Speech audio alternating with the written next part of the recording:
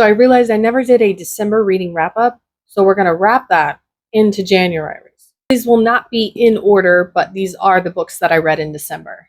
Redeemed by Lauren Asher. Now, this is the fourth and final book in the Dirty Air series by Lauren Asher. It is my top series of the year for 2024. This series took me by storm.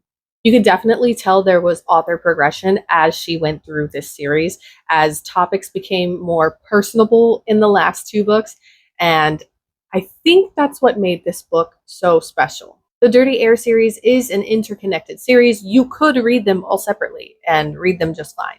This is a sports romance about F1 race car drivers. I gave this 6 stars. I absolutely love the story. I thought it had a lot of heart in it and a lot of relatability. So I would recommend this to anybody.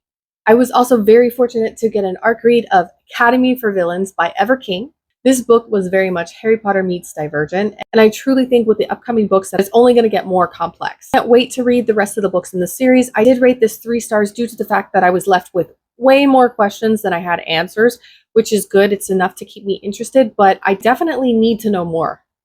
I also received an ARC read of On Screen and Off Again by Caitlin Cross. I thoroughly enjoyed this book. It took me a minute to get into this book because of the theme of it. It's about 2 child actors after they have spent many years apart. Dax had a very successful career while Wilhelmina kind of got left in the dust. First, that theme had no interest to me, but as I kept reading, the depth of these characters is what kept me going, and it genuinely shocked me.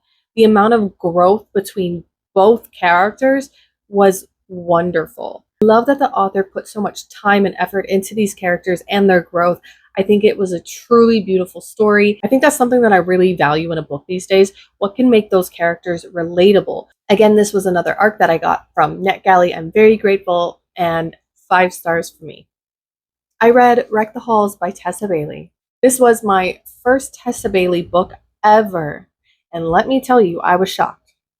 Are all her books like this? What I think is going to be a cute and cozy winter romance turned out to be a raunchy spice fest. As with all holiday romances, it's about famous people and their children. The book is about Melody and Beat. They are children of famous rock stars from the band Steelbird. The book follows them as they try to convince their mothers, who hate each other, to reunite the band. It was a cute book.